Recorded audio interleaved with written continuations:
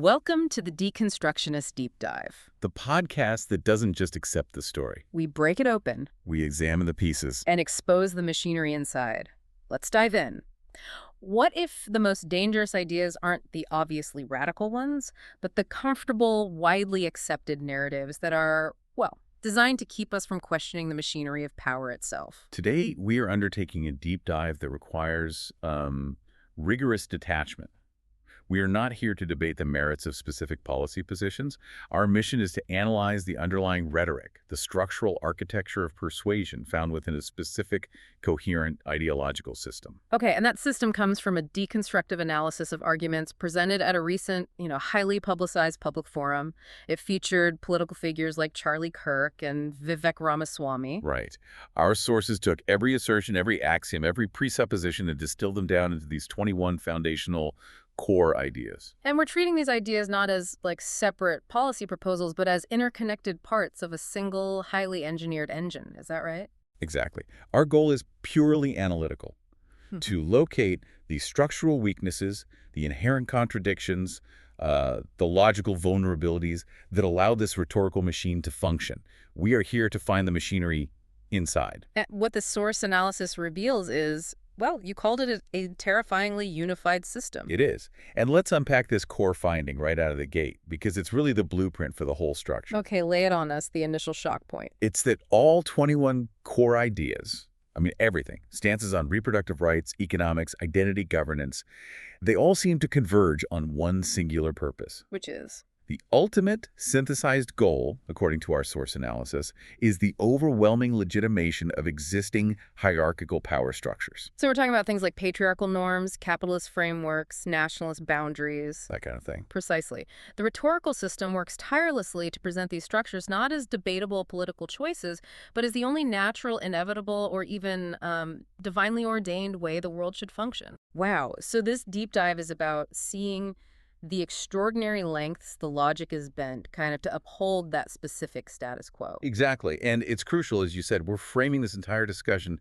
as an impartial study of persuasion. We're reporting on the analysis of these rhetorical strategies, not endorsing the political content itself. That's not our role here. Got it. Purely analytical. Let's get into it. Right. Let's begin where this rhetorical framework exerts its most direct control, the cultural sphere. This is through what our analysis defines as the architecture of agency denial. Agency denial. So this is where the machine systemically strips individuals of their capacity to be seen as, well, rational, moral actors. That's the core of it. Okay, so the first piece of evidence the analysis found is core idea 2. Women are victims of abortion. And this isn't just an argument they make, it's framed as a fundamental truth, a presupposition for everything else. Yes, it's presented as a necessary starting point. The speakers assert this universal state of female ignorance or high coercion or maybe moral distress regarding their reproductive decisions. And you're saying that's a central structural vulnerability. How so? Well, our source material identifies this as relying heavily on an emotional lever of pity. By defining the woman as universally ignorant or coerced, the rhetoric immediately strips her of moral agency. So she can't be seen as an autonomous decision-maker acting in her own rational self-interest. Exactly. She becomes merely an object acted upon by, say, the abortion industry or some other external force. It shifts the power dynamic entirely. But why is denying agency so critical here? What's the mechanism? Because it controls the narrative about who holds the power. If the woman is a victim, then the state or, the powerful moral authorities, they get to step in as saviors. Right. And our source analysis argues this is explicitly contradicted by, well, vast data sets on informed consent and patient autonomy. It's a rhetorical maneuver that substitutes pity for respect. Because it's easier to control someone you define as weak. Always. Than someone you define as competent. It's a classic power move. Okay, here's where the historical parallel the analysis brings up is fascinating. It's classified under the deception taxonomy, the victimhood lie. Tell me more. Well, it's structurally similar to that Victorian-era angel in the house idea. You don't insult the person, you elevate them, right? Put them on this pedestal of purity and innocence.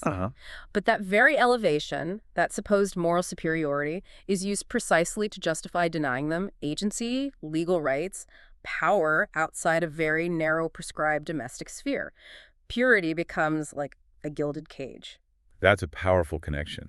And if we link this to wider theory, it's almost a textbook application of Foucault's concept of biopower. How so? Institutional power defines the accepted truth about bodies and their functions. The political figure doesn't just legislate against a procedure, they attempt to seize control of the moral reality of the person seeking it. Defining the mind behind the body as incapable of true choice. Precisely. The power lies in controlling the definition of the person seeking the service. Okay, that makes perfect sense. So they establish this angel in the house narrative denying agency. But then doesn't this immediately run into a massive ideological contradiction when they have to think about justice? It absolutely does. And that brings us directly to the inconsistency of justice found in Core Idea 3 and Core Idea 4. Right. The presupposition is that abortion is morally equivalent to murder. If we accept that premise, just for the sake of argument, then the person who actively seeks out and participates in that defined act would logically be defined as, well, at least an accomplice, maybe a principal actor. Logically, yes. Yet the resulting policy conclusion, which is detailed in Core Idea 4, is advocating for severe punishment only for the providers, while offering complete compassion and legal exemption for the women. And our analysis identifies this as a devastating structural flaw. It's the logical fallacy of special pleading, and it's inherent in Core Idea 3. Special pleading, meaning they're making an exception without a logical basis? Exactly. They exempt the woman not because of some consistent legal principle, because legally, under their own definition, she would be culpable, but because this ideological inconsistency is absolutely necessary. It's needed for political optics, for virtue signaling. Wait, I need to push back on that slightly. If the goal is truly to stop the procedure, wouldn't prosecuting the women be the strongest deterrent? Why sacrifice that consistency? Because consistency in this case is politically lethal. Think about it. If they followed the logic consistently and actually prosecuted the women, the public backlash would likely render the entire movement politically unviable. Ah, okay. The optics would be terrible. Terrible. The rhetorical machine must maintain the public posture of compassion, that victimhood lie, while simultaneously enacting policies that severely restrict freedom. The exemption isn't really mercy, it's a strategic necessity. To shield the restrictive policy from public revulsion. Precisely. They sacrifice logical coherence to achieve the ultimate political goal, limiting reproductive freedom, without facing overwhelming popular resistance. It's an engineered compromise, you see. Okay. So moving from the individual body to the collective body society itself, this framework uses some pretty sophisticated blame-shifting tactics to deflect critique away from existing power structures. And this is really clear in Core Idea 6. Identity politics breeds racial animosity. Right. This is the assertion that anti-racist policies, or even just the act of identifying systemic disparities or advocating for groups based on shared identity, that these things aren't mitigating racism, but are actually the primary cause of modern racial animosity and societal division. Wow, so the cure is worse than the disease, according to them. Or rather, the attempt to cure is presented as the disease itself. Our source material labels this strategy blame-shifting and suppressed evidence. It performs a kind of intellectual diversion. How does that work? If marginalized groups point out systemic racism, the system immediately tries to divert the conversation by claiming that act of pointing out racism is the real source of division. Okay. So the rhetoric redirects anger entirely away from the powerful structures, things like white supremacy, capital, historical factors, and targets the very people who are trying to critique them. So the system is essentially designed to treat the symptom identifier as the cause of the disease. That's quite a maneuver. But what do they mean specifically by identity politics in this framework? It's such a loaded term. It really is. Within this rhetorical system, identity politics tends to be used as a catch-all, a stand-in, for pretty much any political action or articulation that centers on non-majoritarian experiences. So examples. The source material notes the speakers used examples ranging from specific affirmative action policies all the way to, like, university diversity statements.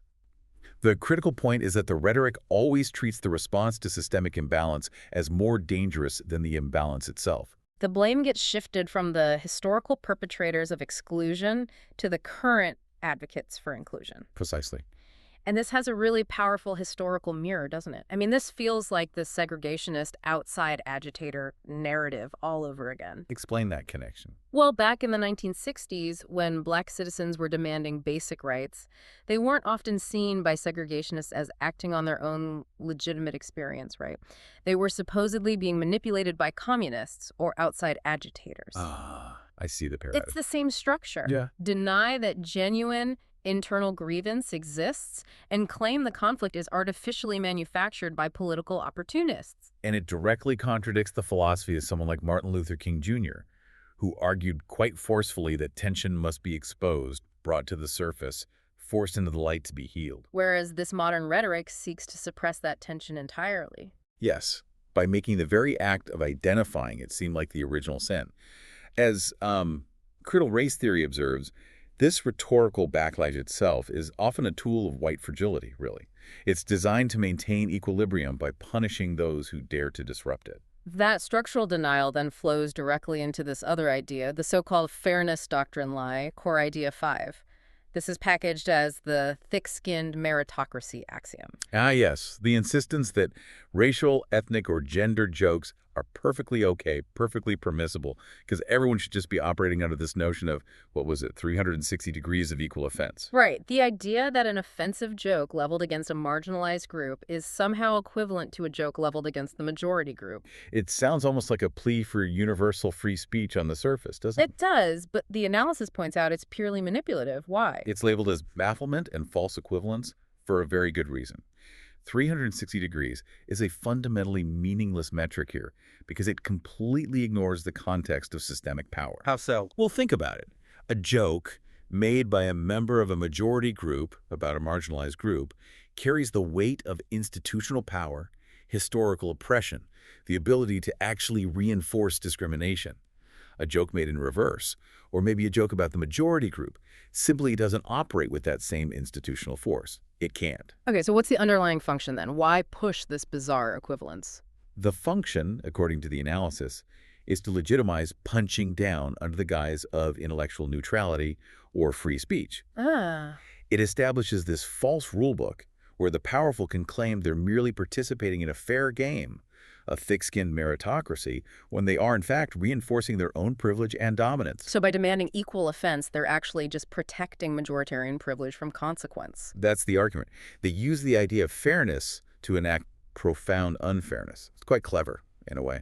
Okay, so if the first section showed how the rhetoric denies agency to the individual, this second section, as I understand it, revealed how the machine shields the established political framework itself from democratic challenge or critique. That's right. We're moving to the systemic defenses now. And we constantly hear this specific line of defense, articulated as core idea 14, electoral college as republic, not democracy. This is really the core structural defense of anti-majoritarian mechanisms, and it's often cloaked in semantic trickery. Yeah, and it's effective because it sounds so historically grounded, doesn't it? They defend the Electoral College by hammering home that the U.S. is a constitutional republic, not a pure democracy. Right. And in doing so, they frame simple majoritarian democracy, Right. The basic idea that the person with the most votes wins, as somehow unstable, invalid, or even tyrannical. So how does the analysis categorize this tactic? The source analysis identifies this as pure bafflement semantic obfuscation. It's using a semantic distinction, a technicality really, to defend a system that demonstrably enables minority rule. So when the argument pivots away from the principle of justice like one person, one vote, to a technicality about what the founders called the system. The function is to make the system seem impenetrable to popular will. It shifts the terms of the debate away from fairness. Okay, but let me just push on this a bit. You called it obfuscation, but if the founders explicitly wrote republic, aren't the speakers just using the correct historical term? Help me understand why this is deceptive and not just, well, factual. It's deceptive because it sets up a false dichotomy, one that's designed specifically to neutralize critique. The U.S. is both a representative republic and it functions as a democracy. Yeah. They aren't mutually exclusive terms in practice. Right. The deception lies in using the term republic to actively deny the democratic impulse, the idea of popular sovereignty that underpins modern legitimacy. They isolate one component republic to reject the fundamental principle of equality of suffrage, especially when that principle threatens the outcome they prefer. So it's using history as a shield against contemporary calls for reform. Precisely. And the historical parallels provided in the analysis are quite chilling. They show this isn't exactly a new strategy for protecting entrenched elites. Like what? Well, think about the pre-reform UK's rotten boroughs. These were electoral districts with almost no population that still held massive electoral power, ensuring that the land-owning gentry couldn't really be challenged by the growing industrial populations. Oh, okay. Maintaining power despite demographic shifts. Exactly. Or, maybe more structurally, the analysis draws parallels to systems like apartheid South Africa, where specific mechanisms were engineered precisely to ensure the political dominance of a minority population, despite democratic pressure from the majority. And when we connect this to political thought, some theories, like anarchist theory, often view this exact design, the deliberate buffering of popular will, as a core plutocratic mechanism, right? That's a relevant connection. The Electoral College, the Senate's representation structure giving small states equal power to large ones, other anti-majoritarian elements, they can be viewed as buffers put in place specifically to shield the wealthy and the established elite from the potentially radical demands of a popular majority. So it's essentially an anti-majoritarian defense wrapped up in the language of patriotism and founding principles. That's a good way to put it. Now, if you're going to defend a system that protects, let's say, established interests, you need to make sure its origins are seen as sacred, almost beyond question.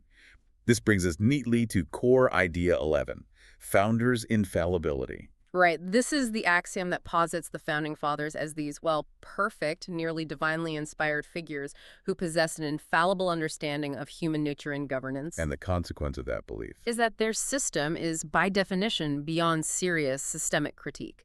Any fundamental questioning is seen as almost blasphemous. The analysis immediately flags this as straightforward historical revisionism and a massive appeal to authority. Because it ignores the actual history. Completely. It conveniently brushes aside the historical facts. The founders were deeply divided. They engaged in constant, messy political compromise. And crucially, they included the amendment process because they knew their work was incomplete and imperfect. They literally designed mutability into the structure. Okay, so if the system itself was designed to be mutable, to be changed, why does this rhetoric insist on a rigid, static ideal? What is the actual function of the founders' perfection lie? Its function is to render the political system fundamentally unchallengeable. If the origins are sacred and perfect, then any critique is immediately defined as sacrilege. Or un-American. Exactly. Any proposal for deep, radical change becomes inherently illegitimate. By creating this uncriticizable past, it effectively forbids the imagination from conceiving of a more just or equitable future. You're forced to only look backward to a supposed perfection, never forward toward possible progress. Right. It creates a kind of static orthodoxy, which is, as you noted, completely antithetical to the idea of a living, breathing constitutional system that's meant to evolve with society. So the past becomes a rhetorical weapon used specifically to arrest progress in the present. Well said. Okay, we also need to look at the delivery system for these ideas, the rhetorical environment itself. The analysis identifies core idea 7, the open dialogue shield. What's that about? The structural vulnerability here, according to the analysis, is the deceptive framing. These large public forums are often presented as exercises in open dialogue, a robust marketplace of ideas. But they're not always that. Frequently, they're quite asymmetrical performances. You often have seasoned political figures, media professionals, people trained in rhetoric, pitted against, say, less experienced college students or members of the public. So it's not really a debate among equals, it's more like a staged event? Exactly. The analysis notes it's often a performance designed specifically for creating dunk content. Those viral video clips where the speaker appears to decisively, often dismissively, defeat a challenging questioner. Ah, so the goal isn't necessarily the search for truth or mutual understanding. No, the goal is often closer to sophistry. Rhetoric used solely as a tool for victory and the establishment of dominance over the questioner. Okay, so what's the function of this dialogue lie, especially in our modern media landscape? It's critical. It effectively commodifies dissent. By allowing critique and then dramatically defeating it in a highly performative, easily shareable, viral manner, the forum creates content that reinforces the speaker's authority and perceived intellectual superiority. All under a guise of openness and willingness to engage. Precisely. They appear to welcome scrutiny, but the structure ensures the scrutiny is easily dispatched, at least in the edited clip that goes viral. This immediately makes me think of deboard society with a spectacle. The actual substance of the debate becomes secondary to the image of the speaker being victorious. That's a very apt connection. The spectacle of the dialogue serves primarily to reinforce the authority of the powerful, making any real substantive opposition seem weak, easily dismissed, and ultimately ineffective, especially to the casual observer just scrolling online. Okay, moving to the final wing of this rhetorical machine.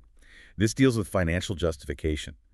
To legitimize certain capitalist and nationalist hierarchies, the system often works to reduce moral considerations, both domestic and global, to a stark, almost brutal cost-benefit analysis. Right, turning everything into a transaction. Let's start with domestic policy and core idea 13, welfare expansion fails. This one seems particularly bold. It's the assertion that expanded social welfare spending, things like safety nets, aid, health programs, actually leads to more abortions. Yes, it's perhaps the most audacious leap of logic identified in the source material. It attempts to provide this kind of perverse moral justification for gutting the social safety net. How does that work? What's the implied argument? The implied and deeply moralizing argument is something like this.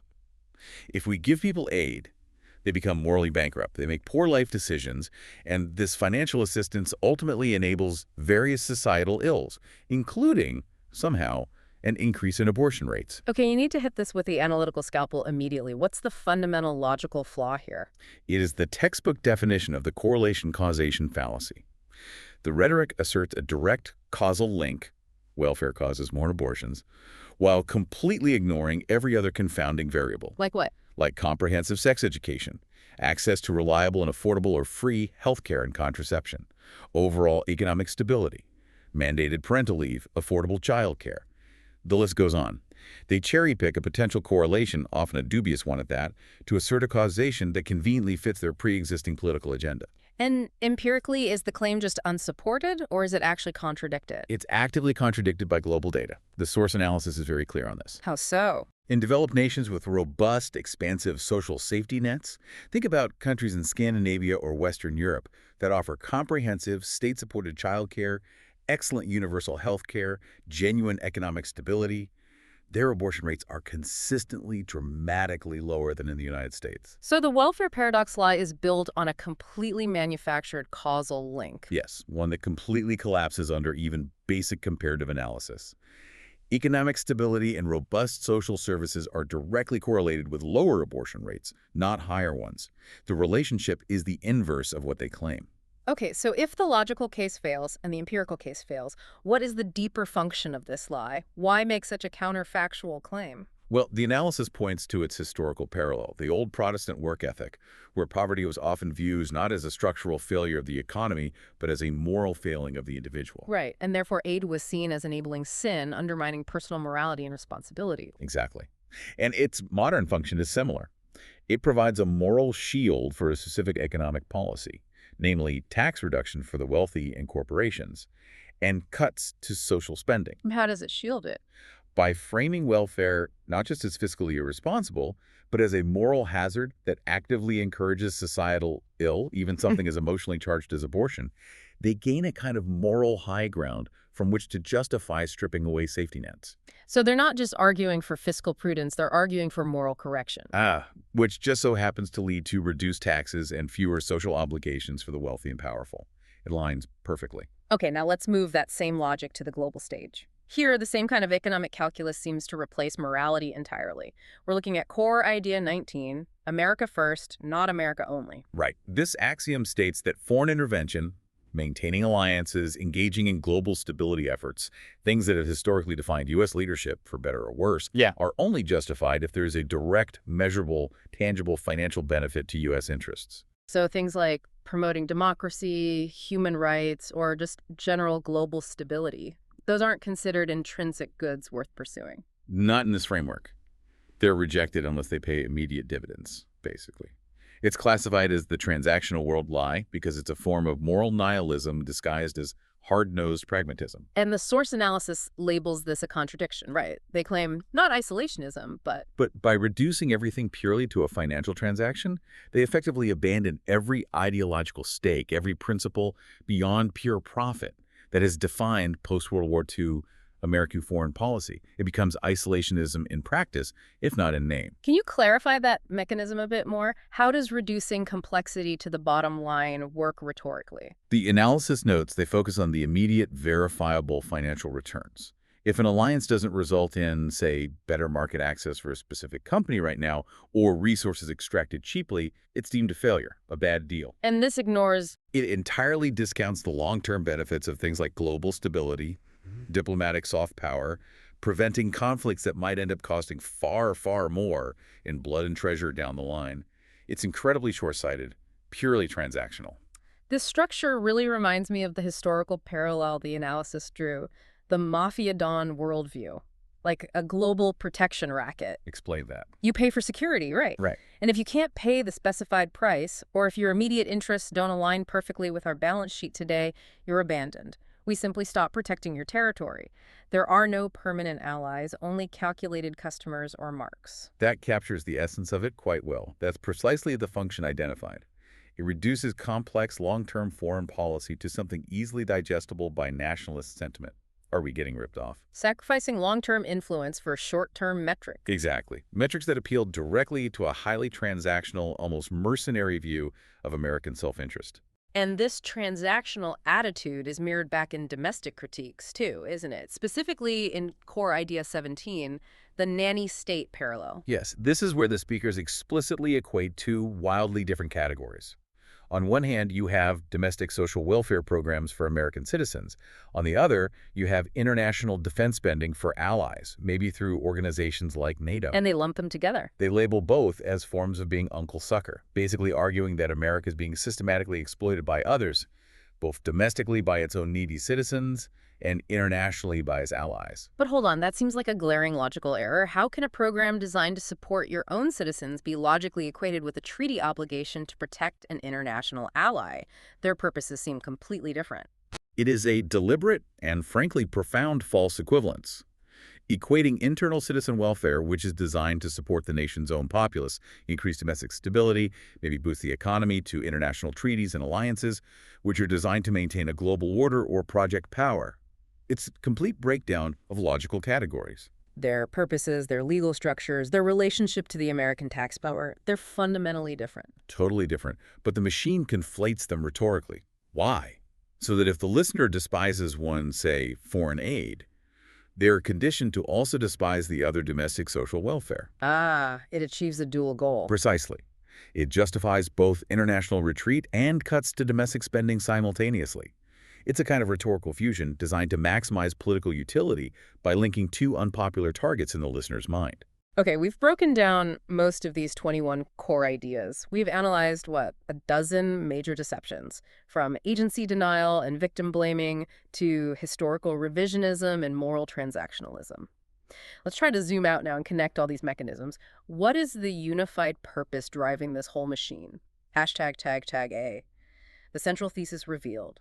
The core lie is really the synthesis of everything we've just discussed. It's the inescapable finding, according to the source analysis of the entire deconstruction, Which is? that every single identified core idea and every single deception served the singular overriding purpose of legitimizing one principle, that existing hierarchies of power, patriarchal, white supremacists, capitalists, and nationalists are not arbitrary, they're not mutable, they weren't simply chosen, but instead they are natural, just, and perhaps even divinely or foundationally ordained. Wow. So the rhetoric isn't actually designed to change the world or propose a new way forward. Not fundamentally, no. It's designed to convince everyone, from the powerful at the top to the oppressed at the bottom, that the world as it is, with its existing hierarchies, is the only correct, moral, and inevitable way for it to be. That feels deeply conservative in the sense of conserving the existing order at all costs. It goes beyond mere conservatism in some ways. We see this powerful definition of boundaries when we examine concepts like Core Idea 10, the pro-American movement. How does that fit in? This rhetoric often uses the no true Scotsman fallacy. It defines American values in such an exclusive way that any dissenting view, any systemic critique, is immediately branded as outside the scope of acceptable patriotism. So if the existing system is defined as just an American, and you critique it, You are by definition un-American and therefore illegitimate. Your critique doesn't need to be engaged with, it can simply be dismissed as foreign or hostile. and the end game, which is often framed as conservatism or restoration, is actually presented in the analysis as something far more radical, right? Looking at Core Idea 21, November, as the starting line. Exactly. The election, in this framing, isn't the finish line to a policy debate. It's positioned as the beginning of a radical project, the systematic dismantling of the administrative state. Okay, we need to unpack that phrase, dismantling the administrative state. What does that mean in practical terms for the listener? Because it sounds quite abstract. It's not abstract at all in its implications. It means actively reducing the authority, the budget, the personnel, and the enforcement power of federal agencies.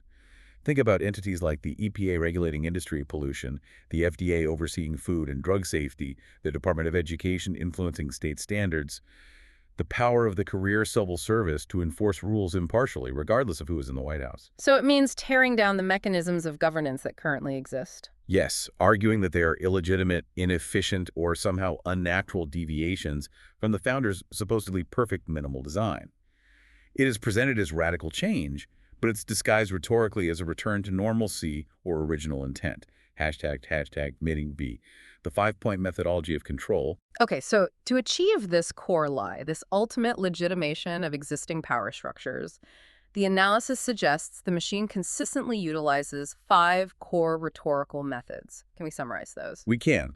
First, they rely heavily on victim blaming. We saw this clearly in Core Idea 6. It frames the oppression or marginalization experienced by any non-majoritarian group as somehow the fault of the oppressed themselves.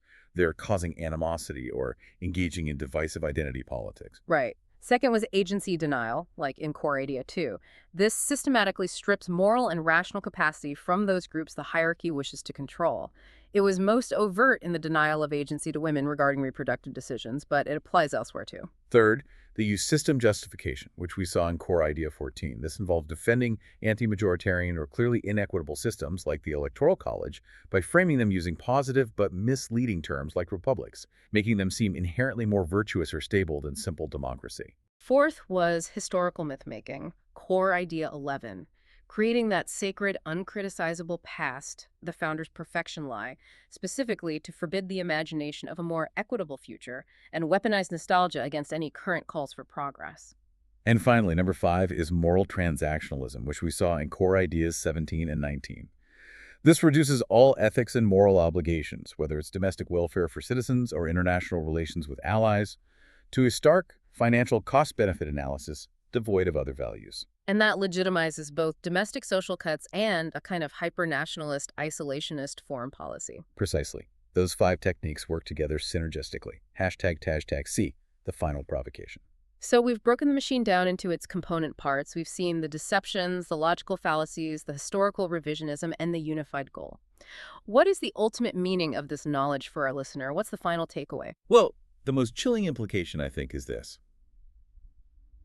The ultimate objective of this entire rhetorical framework isn't just to convince the powerful that they are right and that they deserve their power.